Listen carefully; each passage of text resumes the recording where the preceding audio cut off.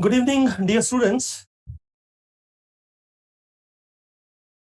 Today, this session is about tackling some of the MCQs which are based upon the recent pattern exam. And if possible, we'll be also looking at the chat, trying to answer some of your queries, if there are any. And before I start the session, I will say the famous line which I always tell my students: practice as many MCQs as possible. More so, the recent pattern exam, last 3 years, I'll give you the orientation that what is the change going on in the exams recently. Like recently, anatomy, they have started giving you a lot of image-based questions, more so from histology, and also cadaveric images. So practicing more and more of MCQs, specifically for the exam, NEET PG, INI-CET exam, will become comfortable with the topics which they are repeatedly asking, and then you strengthen those topics. And once the last 3 year questions you have been through those questions, you can increase the sphere, go to 5 years, 10 years, 15 years. Why you have to increase the sphere of activity, the last 15 years exam questions? Because you never know the topics which were asked long back, 10 to 15 years back, they can start reappearing again. That is why. So last 3 years is important, then 5 years, make it 10, make it 15. Don't go beyond 15 because then it is ancient and things have drastically changed. I really doubt any examiner will go beyond that.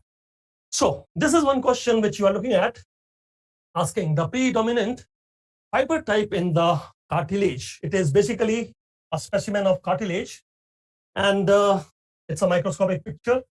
So predominant fiber type they are asking.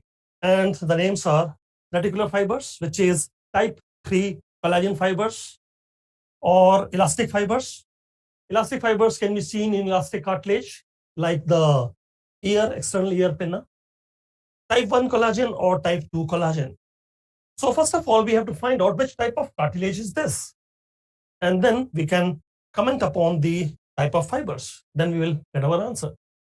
Now, when we talk about the cartilages, it is to be understood that there are 3 varieties. We always start with the hyaline cartilage, and the hyaline cartilage then gets modified to become elastic or modified to become the fibrocartilage. So hyaline can become elastic cartilage and hyaline can become fibrocartilage. So it is pertinent that first we have to start discussing with the hyaline cartilage. We have to understand that if it is the hyaline cartilage or elastic cartilage, they'll always have perichondrium with few exception. Perichondrium means chondrium is cartilage, peri means outside cartilage, so it is like a capsule around the cartilage, perichondrium. If it is hyaline or elastic cartilage, they'll have perichondrium, but there is no perichondrium in the fibrocartilage. And as you see, if the examiner gives you a specimen, you will always try to include perichondrium if it is there.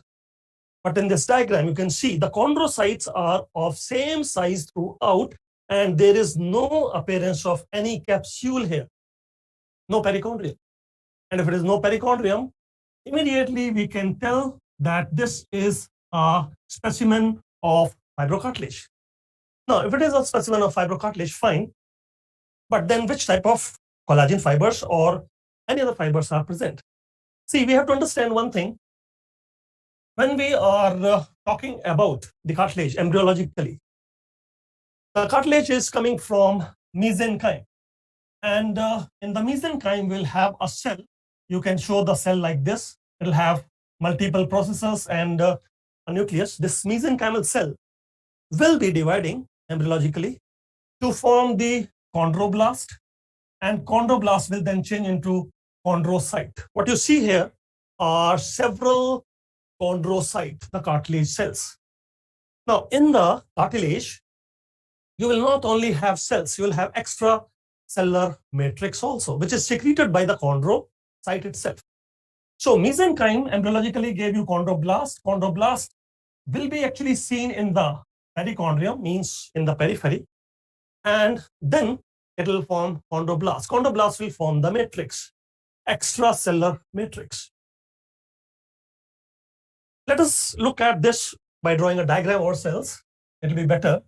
So what I'm telling is that in the beginning, we have this mesenchyme cell, and mesenchyme cell is giving us chondroblast. These are flat cells. Chondroblast will be flat cells and in the perichondrium, and then they will form the chondrocyte. This is the nucleus I'm showing, and this is the cytoplasm in the periphery. Now, this chondrocyte is going to form the matrix, as we are telling, and matrix starts developing around the chondrocyte. Now, this chondrocyte keep dividing also and will forming isogenous group of chondrocyte, means 1, 2, 3, 4. There can be 4 of them, and around them will be the matrix. This matrix, which we are talking about, is the extracellular matrix, and it'll have the proteoglycans, basically hydrated proteoglycans, and these proteoglycans can have some side chains of glycosaminoglycans. So that is the matrix. But in the matrix, not only you have this proteoglycans with glycosaminoglycans, you have collagen fibers also. And which collagen? It is type 2 collagen, basically. Now, this is the beginning. And in the beginning, we talk about the cartilage, which is hyaline cartilage. Now, if this is the hyaline cartilage, and hyaline cartilage is having the chondrocytes, isogenous group of chondrocytes, clusters of cells, and surrounded by some matrix with type 2 collagen, what happens in elastic cartilage? First of all, the hyaline cartilage is present at various places. One of the example is respiratory tube in the nose, in the larynx, trachea, bronchus, to maintain the patency of the tubes, structural support. So that is hyaline cartilage. But then if you look at the external ear pinna or eustachian tube or epiglottis, you'll find they are having elastic cartilage. So what changes in the hyaline cartilage so that it becomes elastic cartilage? If it is, we are talking about, say, the number 2, that is the elastic cartilage, it'll have elastic fibers. And how do you identify elastic fibers? Elastic fibers are identified by the fact that they are thin and short. They are short, they are branching and thin, as I mentioned, as compared with the type 2 collagen. So in the elastic cartilage, of course, along with that, you'll have the elastic fibers also, and they give some stuffy appearance. We'll see that in a diagram soon. Then what about the third type, which is fibrocartilage? If we are talking about the fibrocartilage now, say the third variety, in fibrocartilage, you will have additional, actually predominance of type 1 collagen. So what happens is in fibrocartilage, you have additional fibers coming, which is type 1 collagen. And these type 1 collagens, they make long wavy bundles and separating the chondrocytes there, the isogenous chondrocytes. And in fibrocartilage, the chondrocytes, they are not in clusters. They are running in a line, in a row. So that will be fibrocartilage. Now, once you have this orientation, let us look at the diagrams. And as we talk about the diagrams, you will find this is the 3 type. As we already have mentioned, hyaline cartilage is the first one, which we always talk about. And it can modify itself to become elastic cartilage, or it can modify itself to become fibrocartilage. First of all, there will be a perichondrium in the hyaline cartilage and the elastic cartilage with some flat chondroblast, as we discussed. This is the perichondrium, which is in the elastic cartilage, a magnified view. This is the perichondrium in the elastic cartilage. But perichondrium is absent from fibrocartilage. Fibrocartilage, no perichondrium. one basic difference. Second thing is, in hyaline cartilage, you have group of cells. Like we said, one cell dividing into two. Isogenous group of cells can be 2, 3, could be 4, more than that. So cluster of cells are there. One cell, chondrocyte is dividing and making more. Now, in the hyaline cartilage, which type of collagen is there? It is type 2 collagen, but this type 2 collagen is very thin and its refractive index is same as the matrix. So those fibers, they do not appear to our eyes in light microscopy. So it will appear glassy, glass-like, without fibers. That is why hyalose, glass-like cartilage. And as you mentioned, they are present in the respiratory tube, nose, larynx, trachea, bronchus, giving support to the respiratory tube. What about elastic cartilage? Elastic cartilage will also have the type 2 collagen, but additionally it will have these fibers, short, straight, branching fibers, which are more prominent here. These are elastic fibers. So you have to stain it specifically to look for elastic fibers. It is elastic cartilage. And where do you find elastic cartilage? It is in the external ear pinna, eustachian tube, epiglottis. These are examples of elastic cartilage. They give elasticity, deformability. To deform it, it comes back to its original shape. So that elasticity is given. Hyaline cartilage with type 2 collagen, if it gets the elastic fibers, it becomes elastic cartilage. And if the hyaline cartilage with type 2 collagen is getting type 1 collagen now, these are the bundles of type 1 collagen fibers. And these bundles, they are separating. What we find are the chondrocytes running in a row. So when you find the chondrocytes running in a row, isogenous chondrocytes, one chondrocyte given other chondrocytes, but running in a row, that is fibrocartilage. And fibrocartilage is identified by the fact it'll have more of type 2 collagen. Less of type 2 collagen, but more of type 1 collagen. Actually, it is behaving just like bone. Bone has more of type 1 collagen. Fibrocartilage is more of type 1 collagen. So, is all the three cartilages having type 2 collagen fibers or not? Yes, all of them will have type 2 collagen. Then what is the difference between hyaline and elastic cartilage? That along with type 2 collagen, it will have elastic fibers. And what is the difference between hyaline cartilage and the fibrocartilage?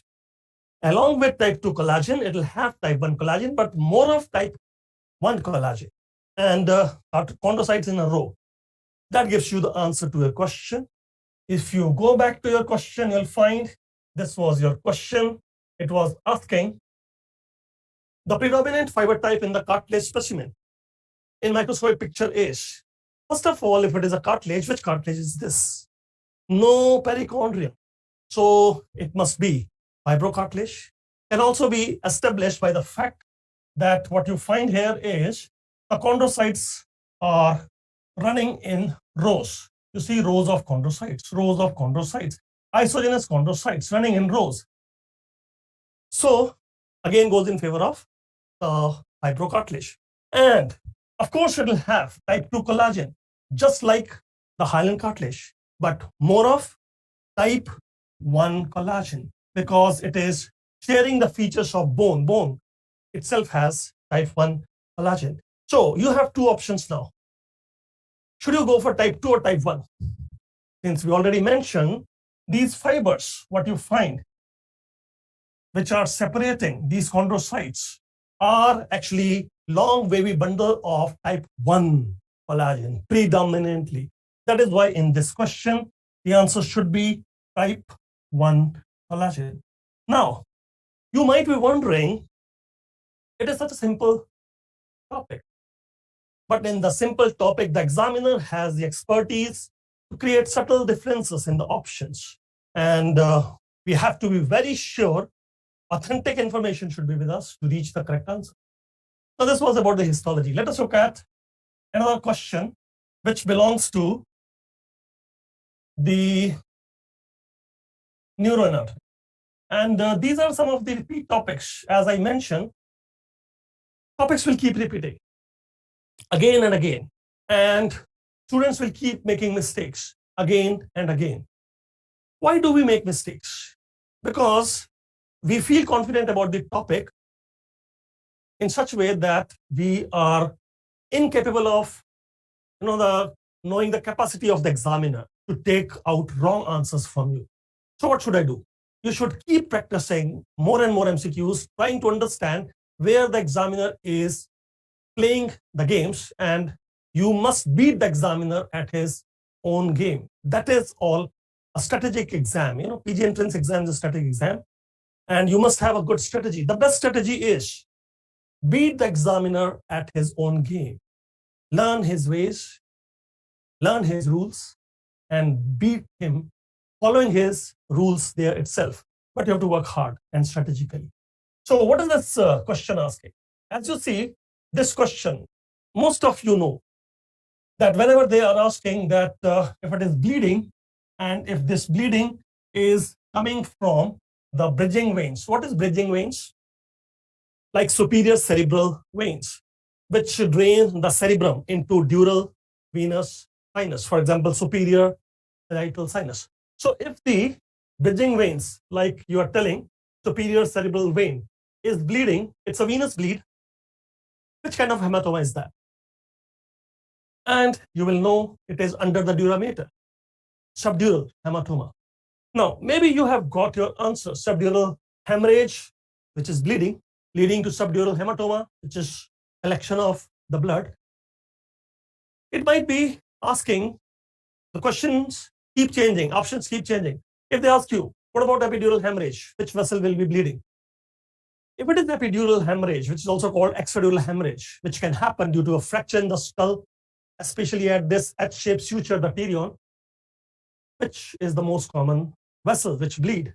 And it is basically the anterior division of middle meningeal artery. So these names you have to remember. And this is not theory. This is the practical life. Like during our internship in boarding hospital, Bangalore, we used to get such cases. And obviously you cannot manage such cases in a peripheral setup. You have to send them to an enhance where neurosurgeons, neuroradiologists are there. So these things, the examiner is asking you appears like theory, but they are actually practical cases. And you will see in front of your eyes. You might be seeing already. What about the subrecurrent hemorrhage then? Which vessel bleeds so that there is subrecurrent hemorrhage? It could be a bleed of Barry aneurysm, and that Barry aneurysm could be at the branching of circle of Willis, like anterior communicating artery or posterior communicating artery in the circle of Willis, bleeding, leading to subrecurrent hemorrhage, and CSF will be stained with the blood.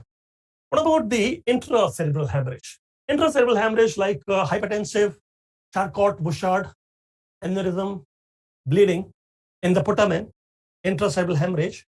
It could be lenticulostriate branches of middle meningeal artery. So lenticulostriate is what? Lenticular nucleus, striate nucleus, basal ganglia.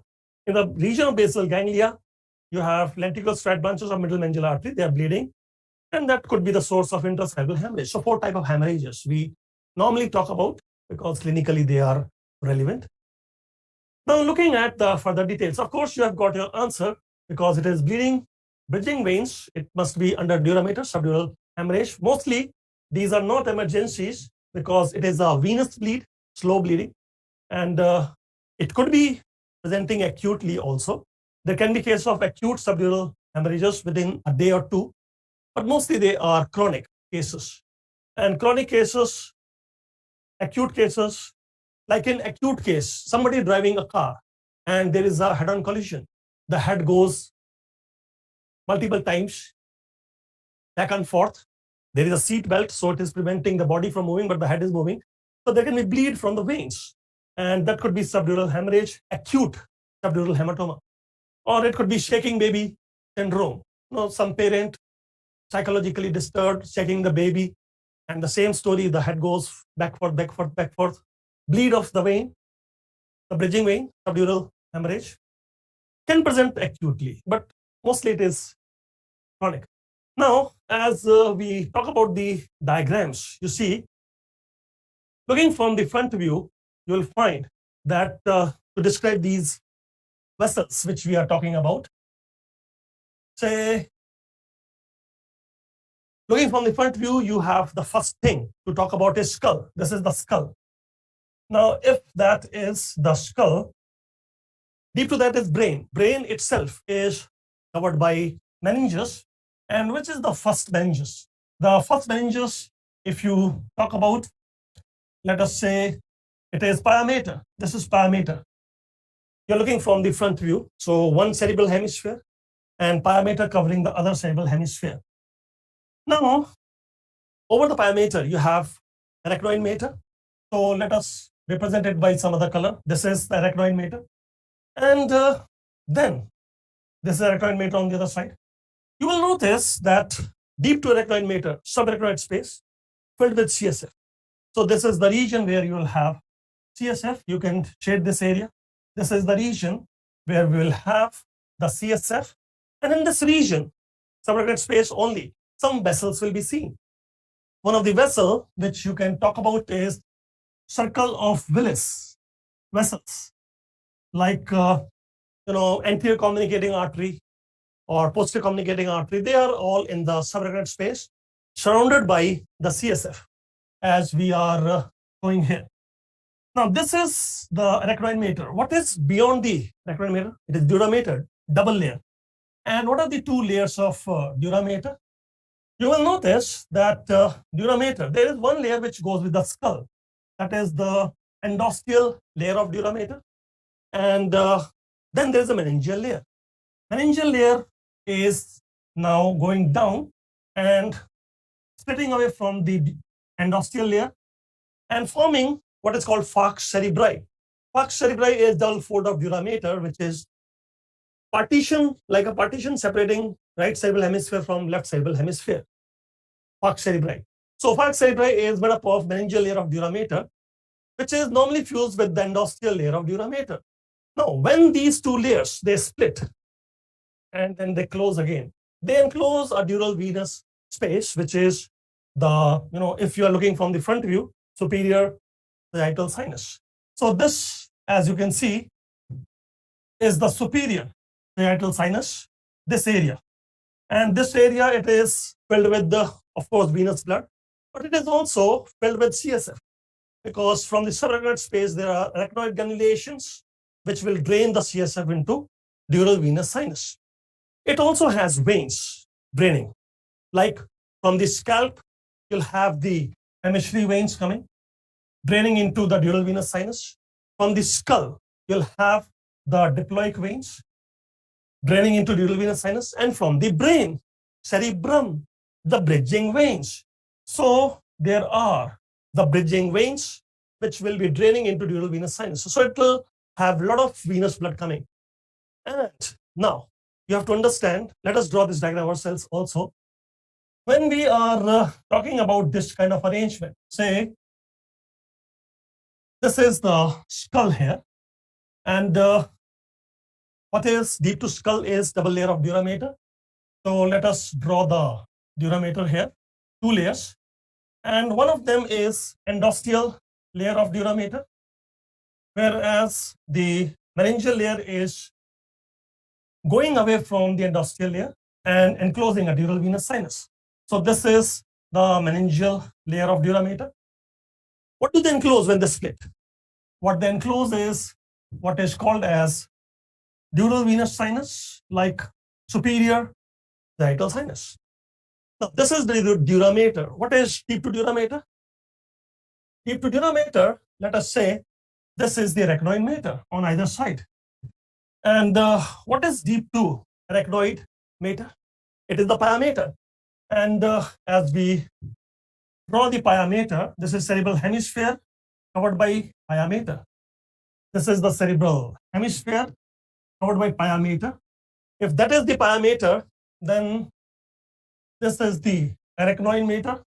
If that is the arachnoid mater, then this is the dura mater.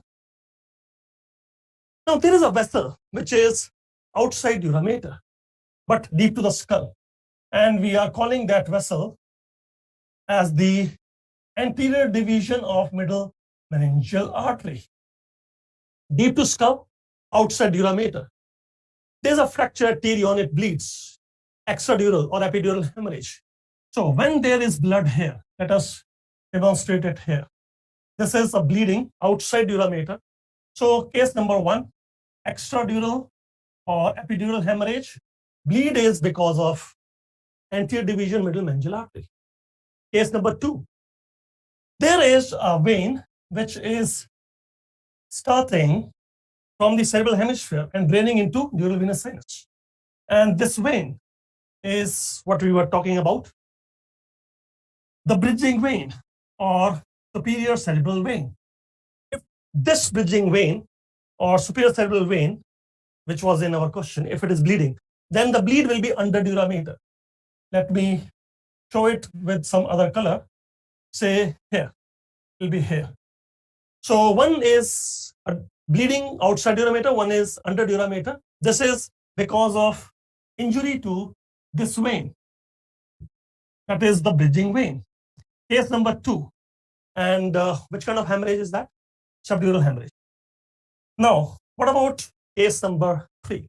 If you're looking at case number 3, it could be a vessel which is under arachnoid mater, and there is this subarachnoid space.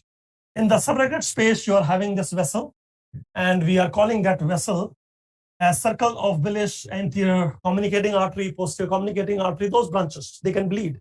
Berry aneurysm rupture. So case number 3, berry aneurysm rupture, and now there is a bleed here. Let us put some other color now. And this bleed, which you see, case number 3, is subarachnoid hemorrhage. So subarachnoid hemorrhage because of bleed of circle of Willis, communicating branches like anterior communicating, posterior communicating. Case number 4. Case number 4 is a bleed, which we already have mentioned, say, within the putamen, a hypertensive patient, putamen hemorrhage, and it is case number 4. Could be Charcot-Bouchard aneurysms which are bleeding, lenticular-striate branches of the middle meningeal artery. So lenticular-striate branches of middle meningeal artery, that is case number 4.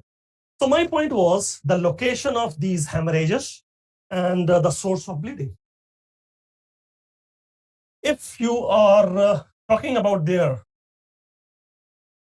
CT scan pictures, you can see if it is bleed from the, say, anterior division of middle meningeal artery, then the bleed is in a CT scan. Actually, acute means emergency CT scan. You'll find the bleed is biconvex shadow, and it is limited by sutures because dura mater is attached to sutures, and this kind of hematoma, which is extradural or epidural, cannot cross the sutures. Our case was bleed of bridging veins. Bridging veins means the cerebral veins, like we said, draining into dural venous sinus. And if they bleed, then it is a bleed which is under dura mater. And these kind of bleeds, you see, they cross the suture lines and they are convexo-concave. Here it was biconvex. Here it is convexo-concave. If it is acute, there will be hyperdense. It can be chronic also, which is hypodense. So chronic, acute cases, you have to train your eyes for that. So this was a bleed of superior cerebral vein or bridging vein. In the case of subdural hematoma, third case was berry aneurysm, subarachnoid hemorrhage. In the subarachnoid space, you have circle of Willis vessels, bleed in the subarachnoid space. The CSF is stained with blood. If you do lumbar puncture, it will have a lot of blood, xanthochromia. And these hemorrhages, they fill up the ventricles. Some signs will become positive. Ventricles filled with not only CSF, but blood also.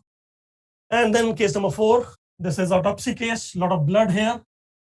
And this was lenticular-striate branches of middle meningeal artery, putamen hemorrhages, intracerebral hemorrhages. Within the cerebrum, there is this basal nuclei. In that region, there is a bleed. So these are the CT scan pictures. And As you know, I don't know whether next year there'll be next or it won't be. I think next will be not in 23, 24, as there is no development as such, but you should be ready for next exam in year 23 also. They're not going to ask you simple questions, just anatomy, pure anatomy. They'll connect anatomy with pathology anatomy, with surgery anatomy, with radiology. If your anatomy is good, then only you can answer even the radiology question. Otherwise, just having a knowledge of radiology may not be helping you to reach a specific answer. Examiners are trained to take out wrong answers from you. 90% of the students give wrong answers. And that is why what is the selection rate? 10%. The examiner has to make sure that out of 100 students, 90 students should give wrong answer. That kind of a question is prepared. That is the job of the examiner. You have to, if you want to win in a game, like a game of chess, you have to know the rules of the chess. You have to be practical. This is all practical knowledge. I have been in this system for last 21 years now. I know the game. And the rules of game keep changing. Every year it changes. Pattern changes. So you must be ready. You must be trained accordingly. That is the point. Anyhow, now let us take one more question here. This question, which these are all latest questions, take it from me. And most of the time, the students don't even know that what the examiner had asked. I think this was a case of trigeminal autonomic cephalgia. There's a case of trigeminal autonomic cephalgia. Left eye, retroorbital pain. There is myocystosis. There is excessive lacrimation, excessive running nose. All those features, they belong to. A patient is presenting with intermittent headache, which is around the left eye, and also complaints of the conjunctival redness, conjunctival injection, excessive lacrimation, same side, means it is unilateral, and the nasal congestion, rhinorrhea. It is very confusing to find out which nerve is involved, but it is, as I mentioned, trigeminal. But if it is trigeminal, then why there is this rhinorrhea and lacrimation? So what happens is, first of all, there is pain. That pain goes to cerebrum. Cerebrum activates hypothalamus. Hypothalamus is controlling autonomic nervous system. It sends the pathway down, which will increase the activity of parasympathetic system and decrease the activity of sympathetic system. This is trigeminal autonomic cephalgia. So when the parasympathetic system is increased in activity, a lot of secretion will come. There'll be a lot of tears, a lot of running nose.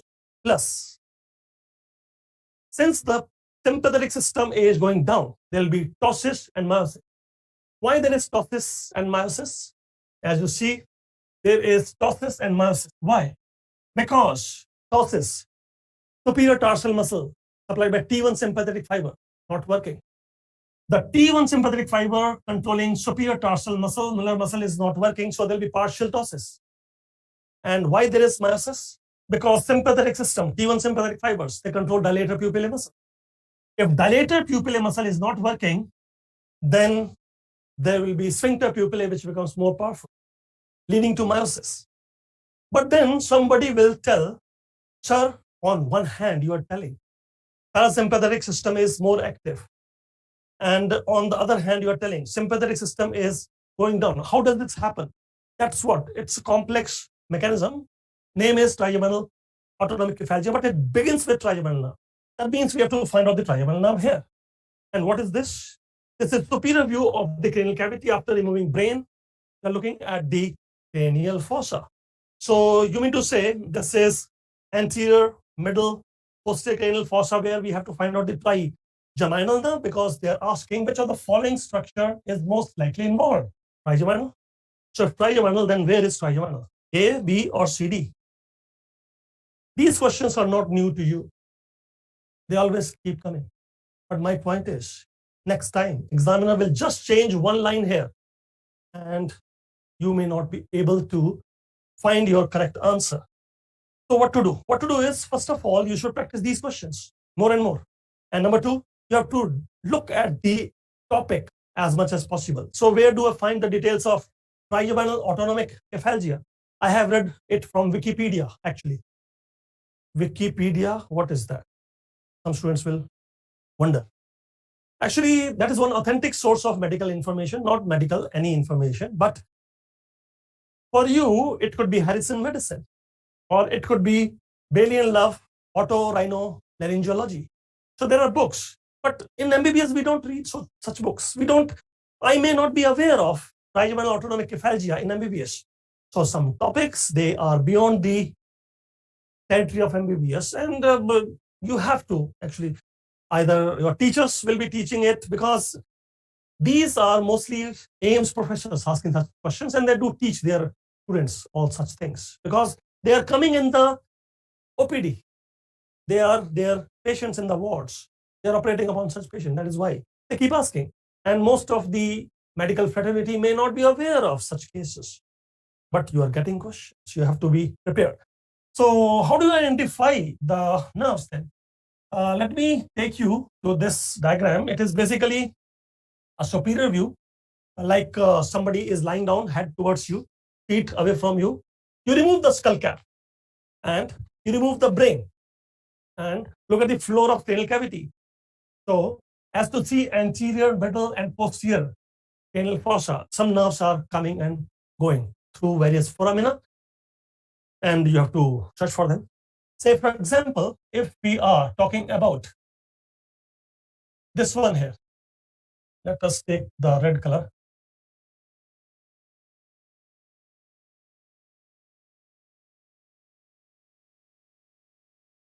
Where is the cranial number 1? Coming from the roof of nasal cavity, craniform plate of ethmoid bone. So here you will find this is the location.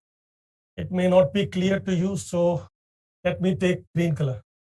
So this is where you will have the cranial number 1 olfactory nerve coming. Then from the eyes, optic nerve. Optic nerve is here. This is optic nerve. It is coming from the orbit.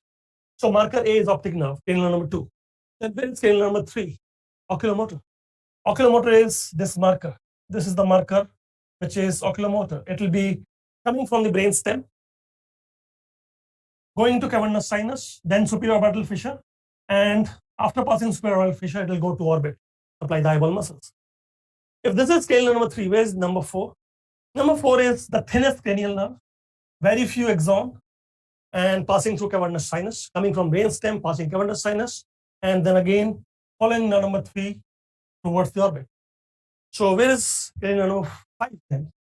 5 is the thickest cranial nerve, trigeminal, and it is coming from the brainstem pons. And then it is also a content of cavernous sinus. Actually, it has 3 divisions. That is why the name is, as you can understand, ophthalmic division, maxillary division, mandibular division. Only the ophthalmic and the maxillary division, they are passing through cavernous sinus, not the mandibular. And it may happen that if there is involvement of cavernous sinus, it can lead to trigeminal autonomic cephalgia. Trigeminal autonomic cephalgia. So this is your answer. Choice number C, marker C, trigeminal nerve. Now you have seen the number 1, 2, 3, 4, 5. Where is 6 now? Abducent.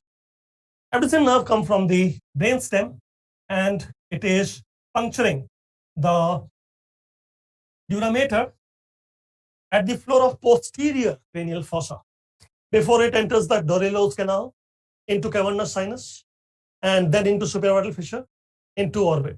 So this is the number 6. Where is the number 7? 7 and 8, they go together, and this is marker D. The number 7, the number 8, passing into internal auditory meatus, passing through the ear. So this is the number 7 and 8, passing internal auditory meatus. Where is the number 9, 10, 11? 9, 10, 11 is here, passing the jugular foramen, the number 9, 10, 11, and the number 12, hypoglossal nerve. Hypoglossal nerve through hypoglossal canal. Here, hypoglossal nerve, hypoglossal canal. And then you have C1 fibers also, going along with 12th nerve, because C1 fibers, few axons run with 12th nerve. So below this foramen magnum, you'll have spinal cord giving C1 fibers upwards, entering cranial cavity, all those. So 12th nerve, 9, 10, 11, 7, 8, 6, 5, 4, 3, 2, and 1. So you should be able to identify these nerves. Anyway, I think you have already got your answer. The question was asking us about trigeminal autonomic cephalgia. And obviously, if you want to search for trigeminal nerve, it is marker C. And if you say it is marker C, this is your answer. Let me look at the chat also. Normally, I get so lost in teaching. Cholinergic activity increases. Yes, if it is trigeminal autonomic cephalgia. Good evening, sir. Yes, good evening. Sir, we'll have these sessions for every subject, and from where you get scheduled for the same. We'll get the schedule posted on YouTube itself, and yes, 19 subjects. The 19 faculty will come. Our purpose is just to keep orienting you towards your preparation. You must be on the right track. Our job is to keep you on the track. Of course, I cannot go with you to give your exam, help you in the exam hall, but I can guide you to be on the track, because most of the time we deviate from the track, and that should not happen. Okay, the lenticulostriate branches of middle cerebral artery, very good. Amit Raj is mentioning. So I think, see, what I understand is most of you are hardworking, knowledgeable, you have direction also. So we don't have much role here.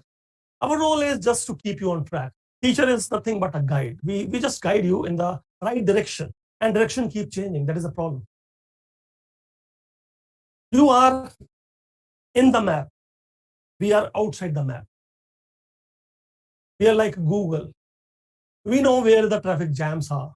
We are watching from above because we have been through the map. So when we watch from the top, bird eye view, you are actually running in the map. So we can guide you that don't go through this way. There is heavy traffic there. Take another one. Maybe it is a longer route, but go through that. You'll reach your destination early. The struggle is just to reach our destination at the earliest possible. So we can monitor from above. That is our efficiency, because we are experienced and we understand the game the examiner is playing. And we are training you to understand how to beat the examiner at his own game. Anyway, I think what is more important is I keep guiding you regarding the strategies which the examiner is putting in front of you, and you have to tackle them.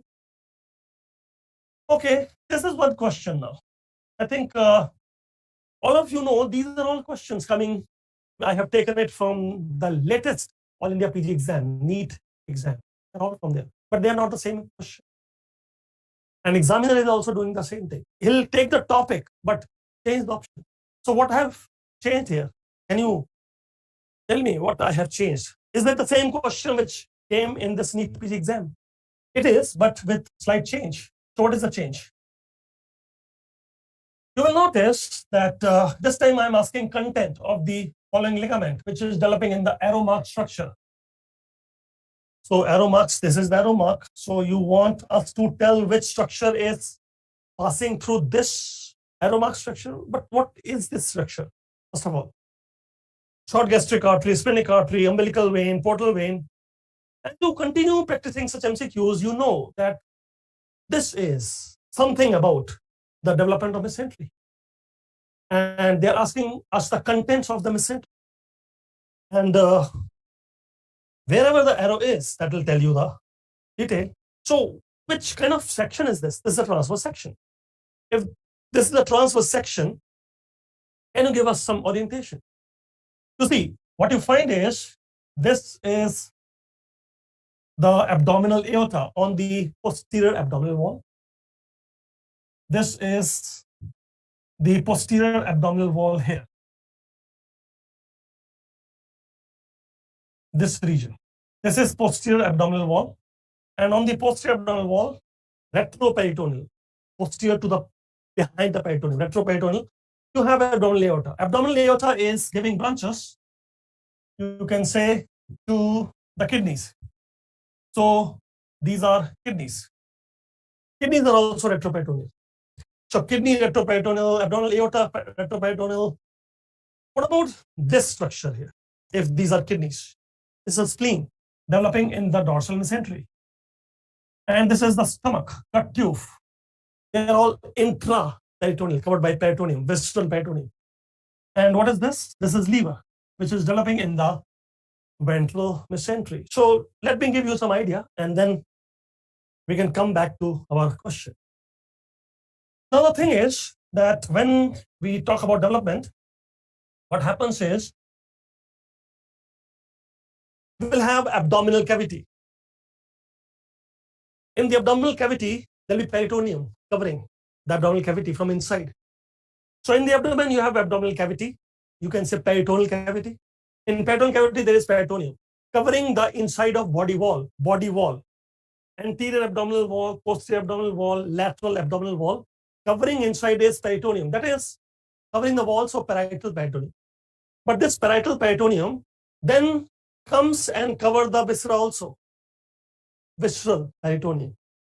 So this is the peritoneum, which is now from the parietal, it is a double fold of peritoneum, covering the viscera and going back again, say from anterior abdominal wall to the posterior abdominal wall.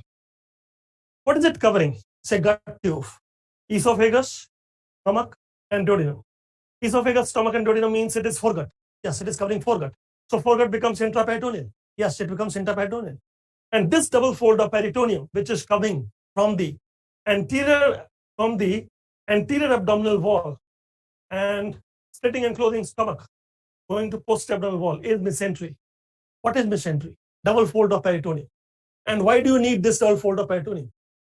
So that it can carry what you can call as nerve, artery, vein, or any other structures. So it is just carrying nerve, artery, neurovascular bundle it is carrying. If you take a side view, it will appear like this. And if you take a transverse section, it will appear like that. So it is a transverse section now. In the exam, you had transverse section. So as you see, we are mentioning this is the anterior abdominal wall. And here is the anterior abdominal wall in a transverse section. Then this is the posterior abdominal wall. And here, this is the posterior abdominal wall. And what is on the posterior abdominal wall? Retroperitoneum means behind peritoneum. That is the abdominal aorta. As you can see, this is the abdominal aorta. Now, this abdominal aorta is sending a vessel to the gut tube. The gut tube, which was, say, developing here. We are telling this is the gut tube, which is developing here. And you have to send some blood vessel. So this blood vessel is now coming. How is it reaching the gut tube? That is reaching the gut tube passing the double fold of peritoneum, mesentery. Because it is on the posterior side, you say dorsal mesentery. If it was anterior side, you will say ventral mesentery. Ventral means anterior, dorsal means posterior. But how the aorta has sent the artery to the gut tube? By a mesentery. And what is a mesentery? Double fold of peritoneum. And can you show the double fold of peritoneum then? As you will notice, as we were talking about, say, let us take some color which is evident to you. Let us take black. So, as I told you, there will be some peritoneum on the inner side of body wall, lateral abdominal wall, anterior abdominal wall, lateral abdominal wall. This is what you call as parietal peritoneum because it is periphery, parietal peritoneum. Now it is going to posterior abdominal wall and then a double fold of peritoneum comes, forming mesentery, and then it covers the stomach, becomes visceral peritoneum. So parietal peritoneum is continuous with the visceral peritoneum. But when the parietal peritoneum becomes continuous with the visceral peritoneum, that double fold of peritoneum is called as mesentery.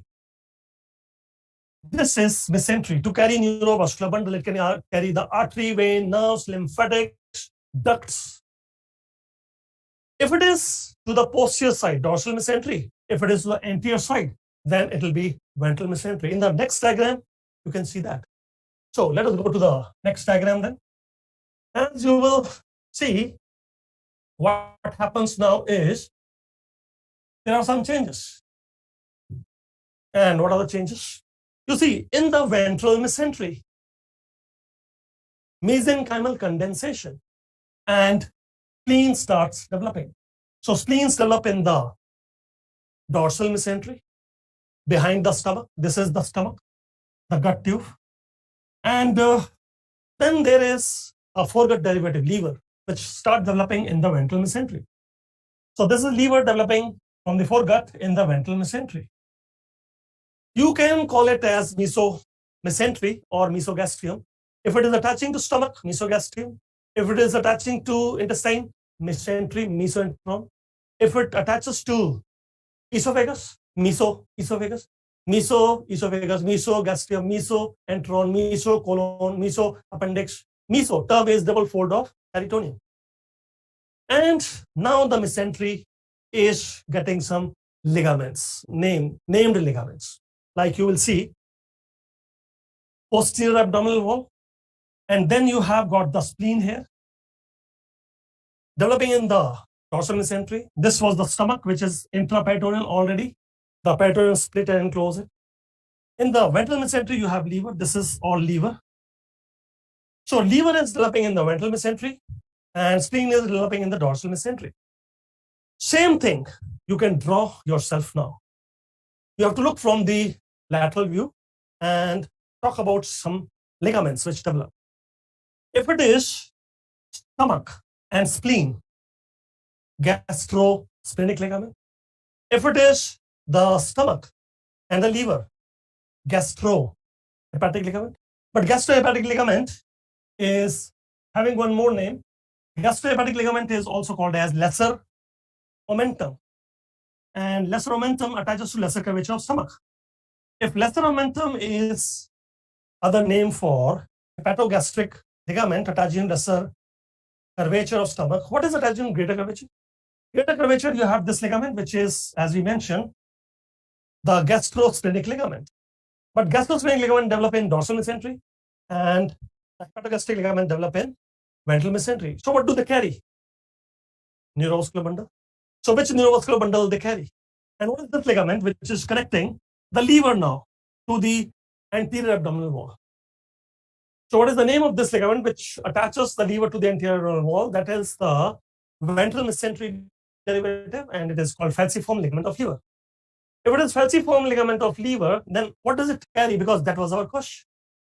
And to answer that, let me draw a diagram which will give some more details. As you draw this diagram, you will notice that this is the anterior abdominal wall showing the umbilicus. You're looking from this side, anterior abdominal wall showing the umbilicus. Then you draw the posterior abdominal wall also. And this is the posterior abdominal wall. On the posterior abdominal wall, you draw the abdominal aorta also. This is abdominal aorta on the posterior abdominal wall. Then you draw the stomach, gut tube. This is the gut tube. Now, if this is the gut tube, you can tell this is esophagus, this is stomach, this is duodenum, foregut. And you can also show the diaphragm here, because above that is thorax, abdomen, thoraco-abdominal diaphragm. Now, what is mesentery? What mesentery does is, it will come from anterior abdominal wall. It will come from anterior abdominal wall and split and close the gut tube, go to posterior abdominal wall. And this double fold of peritoneum is mesentery. So we can name it, this is ventral mesentery, double fold of peritoneum, and this is dorsal mesentery. Then we mentioned that in the dorsal mesentery, there was mesenchymal condensation. Spleen was developing. And because the spleen was developing, there were a modification of this mesentery. What modification? Say we were telling if it is between the greater curvature of stomach, which is posterior in the beginning, embryologically. This is splenogastric ligament. And we wanted to know what is being carried by splenogastric ligament. See, first of all, you have to tell the abdominal aorta and the kidneys. They are both retroperitoneal, behind the peritoneum. And there'll be a ligament which is between the spleen and kidney, developing in the dorsal mesentery. So what is that ligament between spleen and kidney which is developing in the dorsal mesentery? It has a name, and name you can guess yourself. Splenorenal ligament. You say splenorenal, or you say lenorenal. So what is the need of this ligament? The need of this ligament is that it was carrying some blood vessels. Like which blood vessel? Abdominal aorta gave the splenic artery, and splenic artery is carried by splenorenal ligament. And the splenic artery gave short gastric artery to the stomach, and that short gastric artery to the stomach is carried by splenogastric ligament. So splenorenal ligament is carrying the splenic artery branch of the abdominal aorta to supply spleen, whereas splenogastric ligament is attaching to greater curvature, is carrying short gastric artery, branches of splenic artery to supply greater curvature of stomach. And what was developing in the ventral mesentery? In the ventral mesentery, we said it was the, say, the liver is developing. Liver is a foregut derivative and developing the ventral mesentery. So what is this ligament between liver and the lesser curvature of stomach? The ligament which is between liver and lesser curvature of stomach, lesser curvature is more anterior in the beginning, the hepatogastric ligament. And it has some parts attaching to duodenum also, first part of duodenum. So hepatoduodenal ligament. No, hepatoduodenal ligament attaching to first part of duodenum, or hepatogastric ligament attaching to lesser curvature of stomach. Together, this is called as lesser omentum. So lesser omentum has two parts.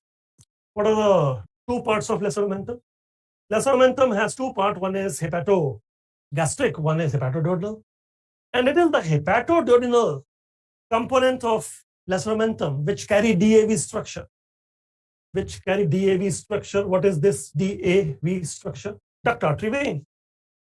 And which duct, which artery, which vein?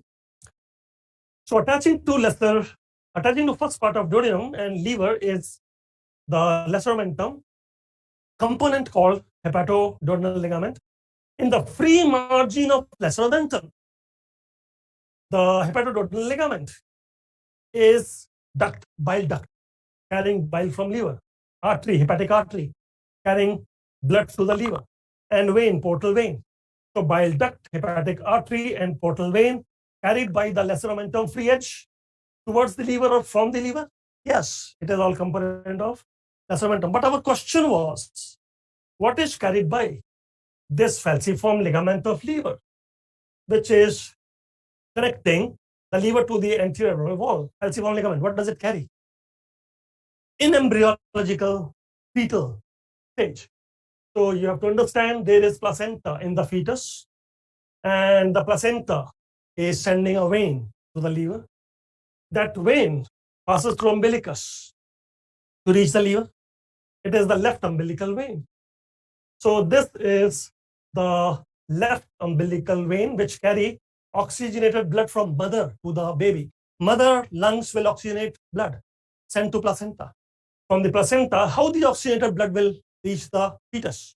By a left umbilical vein passing the umbilicus on anterior abdominal wall and reaching the liver. So left umbilical vein is carried by falciform ligament of liver. That was the question, and this is your answer, left umbilical vein.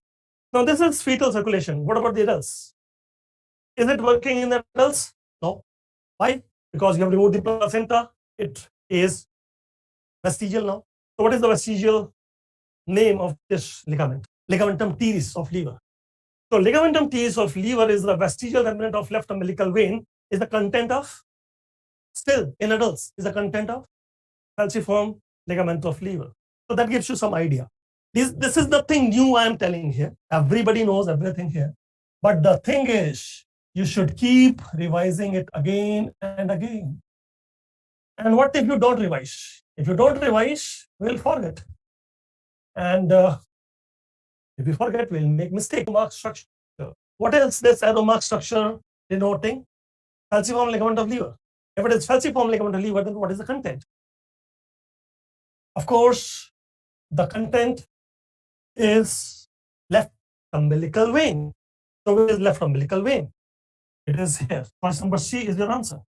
Now, if you say choice number C is your answer, then tell me where is short gastric artery?